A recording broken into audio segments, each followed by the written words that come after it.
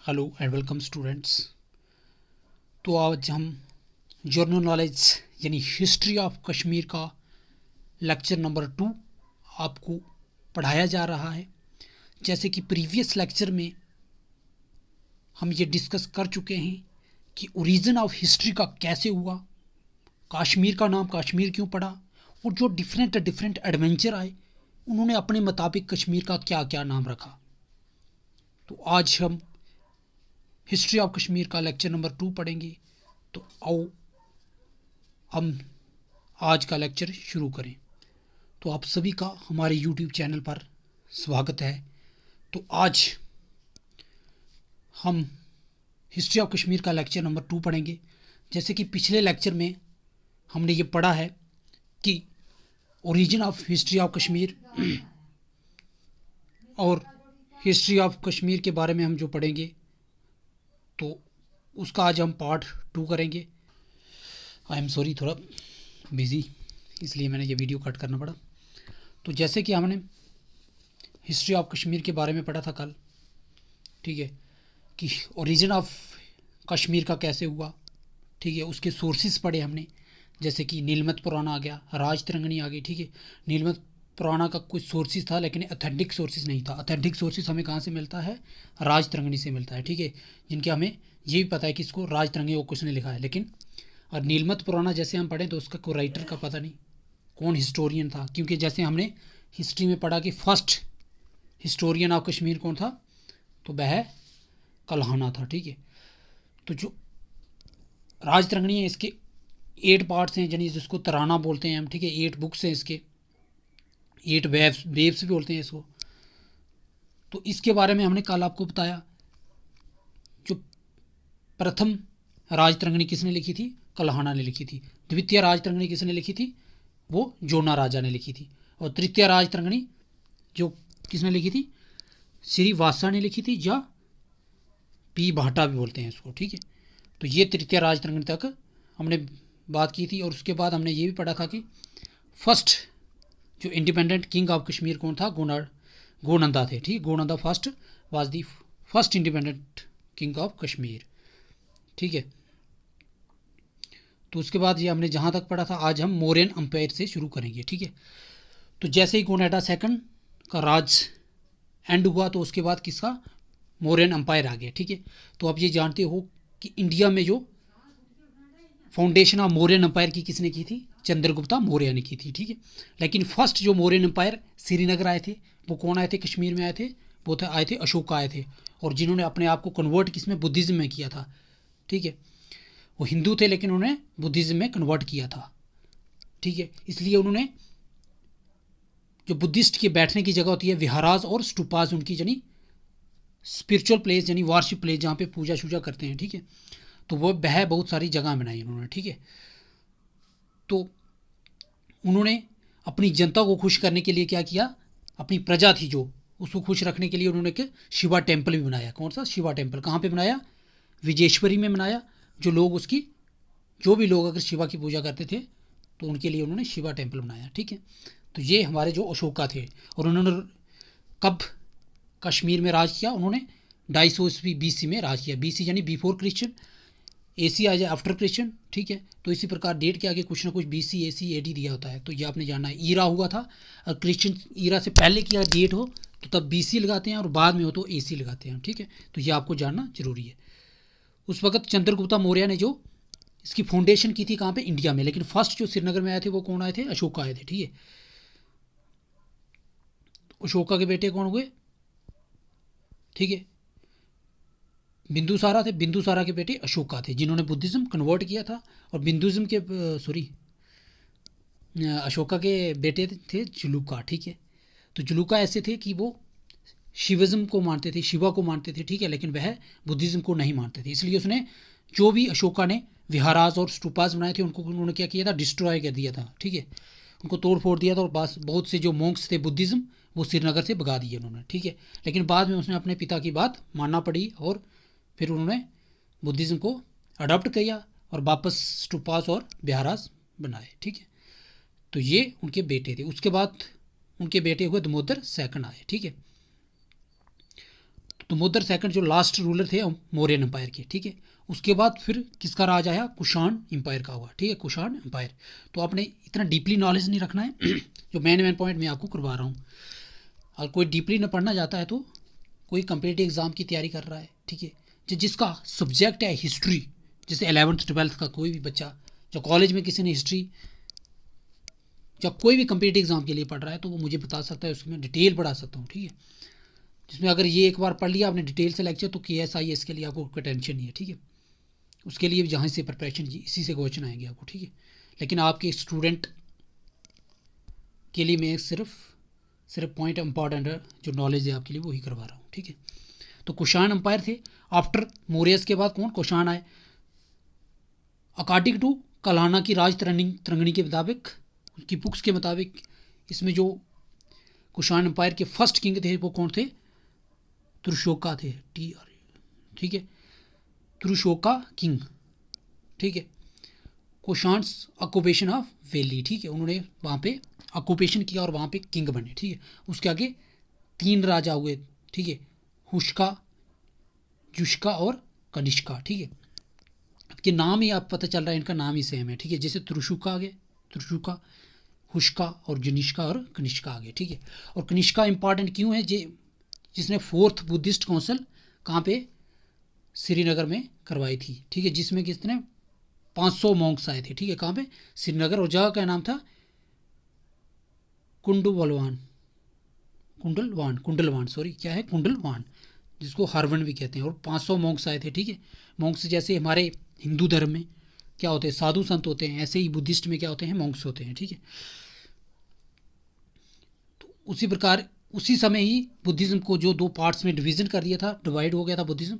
एक किस में हुआ था, हिनयाना में हुआ था और महायाना में हुआ था, 2 अलग अलग कैटेगरी में डिवाइड हो गया। तो इसके जो लास्ट रूलर थे वह कौन थे, वसुदेवा थे, ठीक है।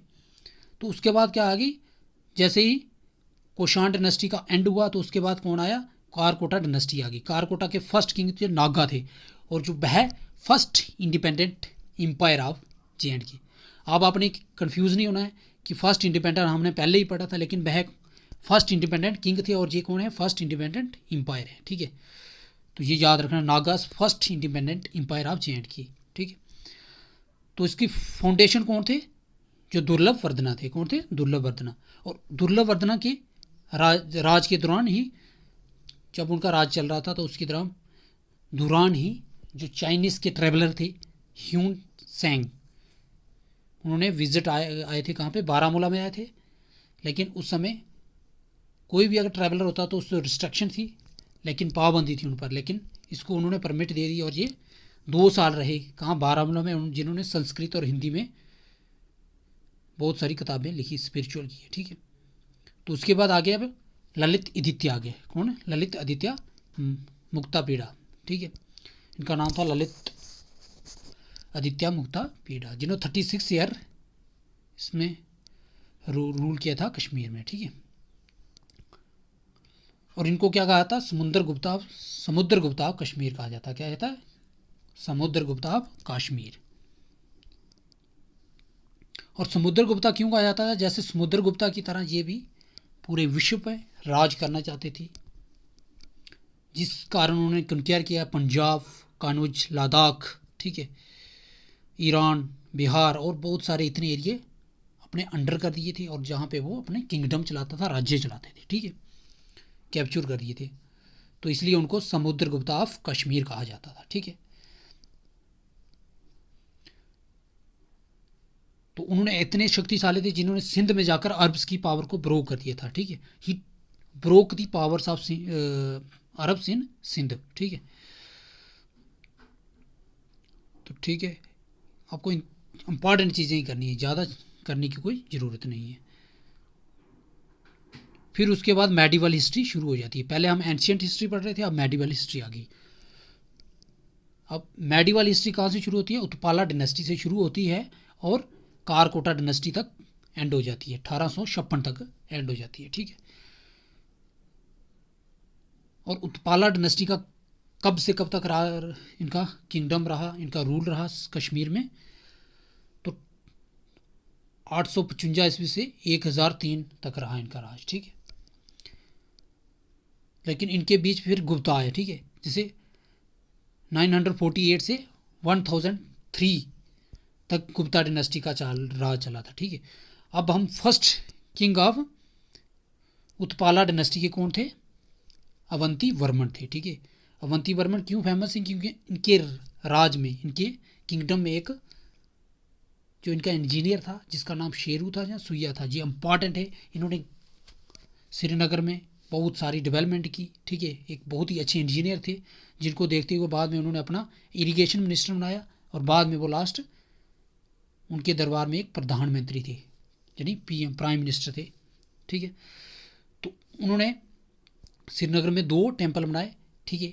एक शिवा का बनाया और एक विष्णु का बनाया, ठीक है। जो उनका पीएम था, जो सुइया था, वो शिविज्म था, इसलिए उनके लिए शिवा का टेम्पल बनाया, और वो विष्णुइज्म थे, इसलिए उन्होंने अपने लिए विष्णु का टेम्पल बनाया, ठीक है।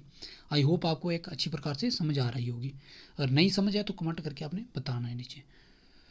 तो उसके बाद उनके बेटे आए, ठीक है, जिनका नाम था शंकर वर्मन था। क्या था? शंकर वर्मन। अब शंकर वर्मन के बाद जो भी राजा आए तो वो बहुत वीक रूलर थे, जिनकी वजह से ये जो उनकी डिनेस्टी डिक्लाइन शुरू हो गई, आस्ता आस्ता डिक्लाइन होना शुरू हो गया।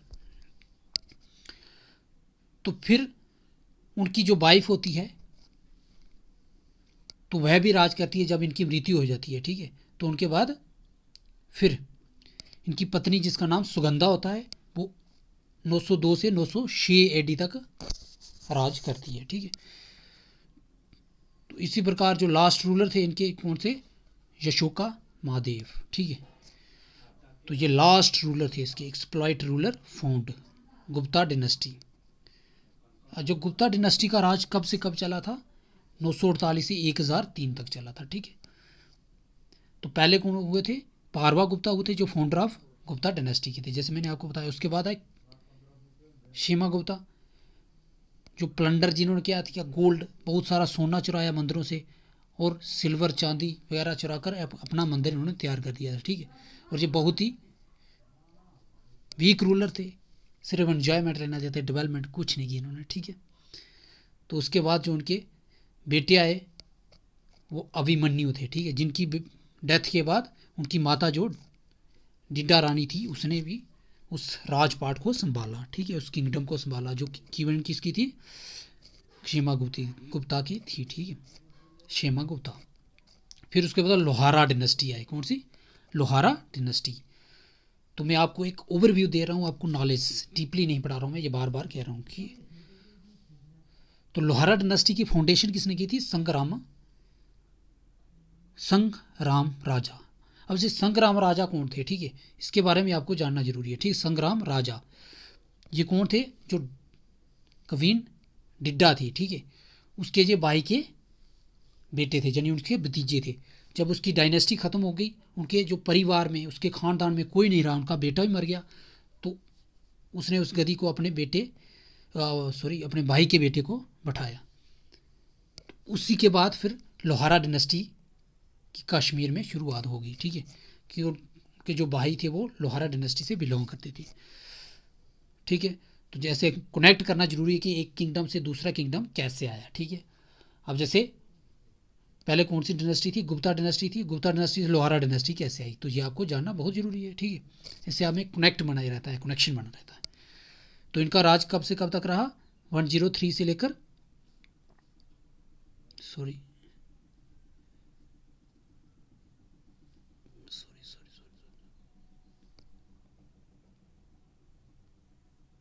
हाँ, तो हम ये पढ़ रहे थे लोहारा डिनेस्टी, ठीक है।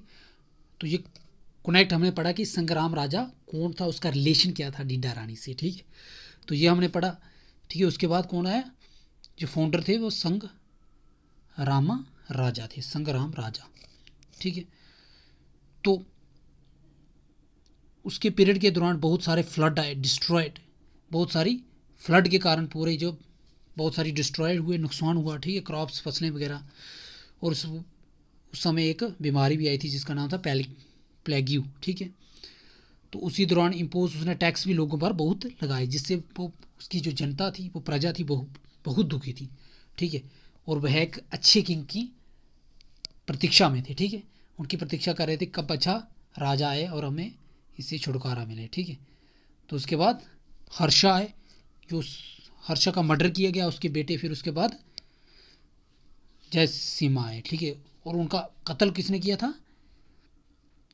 उछला और सुछला, दो ट्रबल आए थे उस समय, तो उन्होंने बहुत सारी जनता को मारा, उनकी जो प्रजा थी उसको अपनी तलवार से मारा और उसको भी कत्ल कर दिया, हर्षा को, ठीक है। तो उसके बाद जय सीमा आए, ठीक है, जय सीमा। वो एबल रूलर थे, ठीक है, बहुत काबिलियत रूलर थे जितनी भी, ठीक है। हर्षा के दौरान जब संग्राम राजा के दौरान जो भी पॉलिटिकल डिस्ट्रीब्यूशन हुआ था, ठीक है, डिस्टर्ब हुए थे, इकोनॉमिकल इंस्टेबिलिटी हुई थी, तो उन्होंने उसको अच्छी प्रकार मेंटेन किया और लोगों को जो टैक्स टूक्स लाते थे वो भी उनको एंड कर दिया, ख़त्म कर दिया टैक्स को, ठीक है।